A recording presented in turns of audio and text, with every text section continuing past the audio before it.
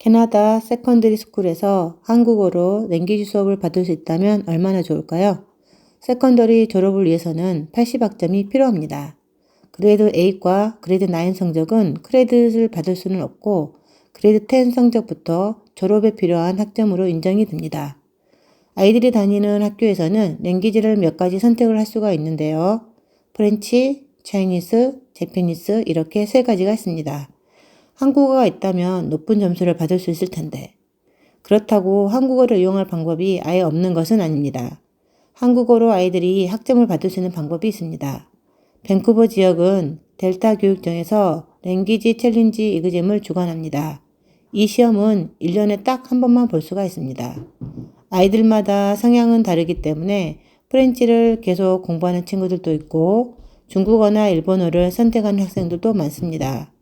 언어 과목은 보통 아이들의 모국어를 따라 선택하는 경향이 있습니다. 학교에 따라 한국어나 스페인어를 선택할 수 있는 곳도 있다고 합니다. 제가 살고 있는 밴쿠버 리치몬드는 중국 커뮤니티가 크기 때문에 중국어를 하는 친구들이 많은 편입니다. 그 친구들은 어려서부터 중국어 학교를 다니거나 집에서 배웠기 때문에 수업 시간에 집중을 많이 하지 않아도 점수는 잘 나오는 편이었다고 합니다. 또한 스티브스톤 쪽으로는 일본 커뮤니티가 형성이 되어 있어서 모국이 일본인 아이들은 일본어를 선택해도 쉽게 점수를 받을 수 있다고 합니다. 저는 제가 일본어를 전공했기 때문에 아이들이 일본어를 공부를 했으면 하는 생각을 갖고 있었습니다. 아이들 또한 일본 만화를 좋아했기 때문에 일본어를 좀 더 쉽게 공부할 수 있지 않을까 하는 생각을 했습니다.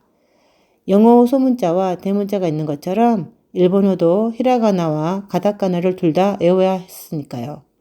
일본은 또한 한자를 같이 사용하는 특성상 한자까지 외워야 일본어를 제대로 할 수 있다고 할 수 있습니다. 첫째 큰아들은 만화와 애니메이션으로 배운 일본어를 아는 대로 말을 하는 것은 일상생활에서는 재밌어 했습니다. 일본어 노래를 배우고 연습하는 것은 좋아했고 대화는 그럭저럭 맞받아치는 편이었습니다. 지금도 J-팝은 자주 듣고 있습니다. 그러나 일본어 글자를 외우고 단어를 공부하는 것은 어려워했습니다. 그레이드 9까지만 일본어를 하고 그레이드 10에서는 아예 랭귀지를 선택하지 않았습니다. 대신 카운셀러 선생님에게 1년에 한 번 델타 교육청에서 시행하는 랭귀지 챌린지 이그잼으로 한국어 시험을 보겠다고 이야기를 했습니다. 어플리케이션 폼을 작성해서 학교 카운셀러 선생님에게 제출해야 합니다. 자, 찾아보세요. 꽉 찼습니다. 밴쿠버 전 지역에서 시험을 보러 왔으니 사람들이 많았겠죠? 날씨가 추워서 차량 안에서 기다리는 사람들도 있었습니다. 시험은 9시 시작인데 8시 30분까지 오라고 써 있었습니다. 시험을 보러 온 한국인 학생들과 부모님도 꽤나 많았습니다.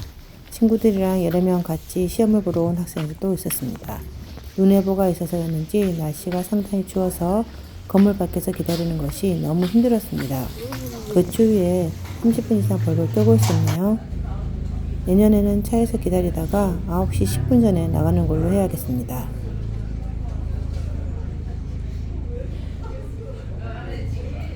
스튜던트 어플리케이션 패키지에서 9번째 페이지는 인쇄하기 전에 온라인으로 작성을 먼저 해야 합니다. 또한 언어시험 과목과 지불수단을 선택해야 하는 드랍박스가 표시됩니다. 학교 카운셀러 선생님에게 인쇄한 어플리케이션 폼 3장 9에서 11페이지와 함께 결제 영수증을 첨부해서 제출하면 됩니다. 신청서 9번째 페이지에는 최근 본인 사진을 한 장 붙이는 곳이 있습니다. 인쇄한 사진을 붙여도 문제는 없습니다. 대신 카운셀러 선생님이 사진 앞에 사인을 반드시 해야 합니다. 신청서를 제출할 때 수표 또는 신용카드로 낸 디파짓 결제 영수증을 반드시 첨부해야 합니다.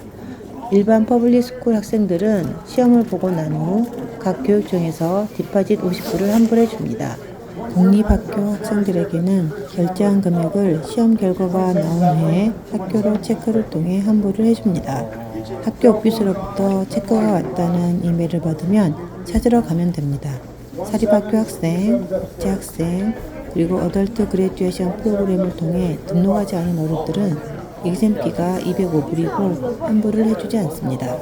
신용카드 결제만 완료됐다고 해서 시험에 응시할 수 있는 등록이 된 것은 아니고 작성된 시험 신청서를 학교에 제출해야 합니다.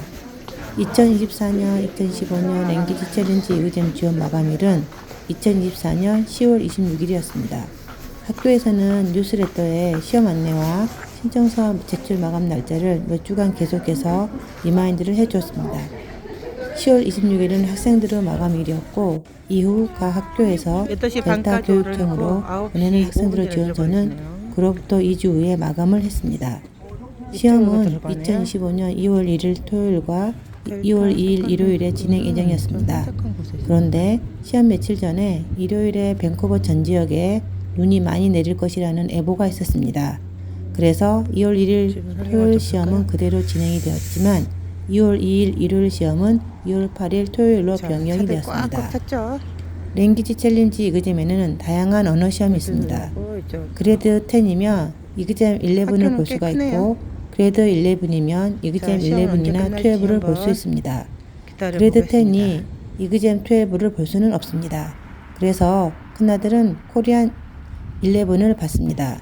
지금은 사람이 아무도 없죠. 시험은 12시까지인데요. 큰아들은 11시까지 다 끝내고 나왔습니다. IELTS랑 거의 비슷하네요. 영역이 4개로 나눠져 있으니까. 리스닝, 리딩, 라이팅, 스피킹 순서라고 합니다. 저기 나오고 있네요. 페르시아어, 불어, 일본어, 한국어, 중국어, 반자비, 스페인어. 시험 일정 확인 이메일은 2024년 12월 12월까지 발송될 예정이라고 했습니다. 큰아들의 일정에 대해서는 12월 6일에 메일로 왔습니다. 해당 날짜 외에도 이메일 확인서를 받지 못한 경우 이메일 또는 전화로 연락해 보면 된다고 합니다. 시험은 9시부터 12시까지 약 3시간 정도 소요가 되지만 시험을 보는 사람에 따라 시간이 짧아질 수 있습니다. 한국 학생들은 다들 일찍 끝내고 나오는 편이었습니다. 큰아들은 리스닝과 리딩은 문제가 어렵지 않아서 쉽게 풀었다고 합니다. 라이팅의 주제는 자기 인생에서 가장 기억에 남았던 일에 대해서 쓰는 것이었고 학교에서 에세이 쓰는 방법에 대해서 공부한 것과 학원에서 라이팅 수업을 들은 것이 도움이 되었다고 했습니다. 글 쓰는 시간이 가장 많이 걸렸다고 했습니다. 스피킹 시험은 나머지 세션들이 끝나자마자 바로 파트너가 정해져서 할 수 있었다고 합니다. 상대방 학생과 둘이서 서로 물어보고 대답을 하는 식으로 진행이 되었다고 합니다. 스피킹의 주제는 랭귀지 챌린지 이그잼을 선택한 이유에 대해서 말하는 것이었다고 합니다.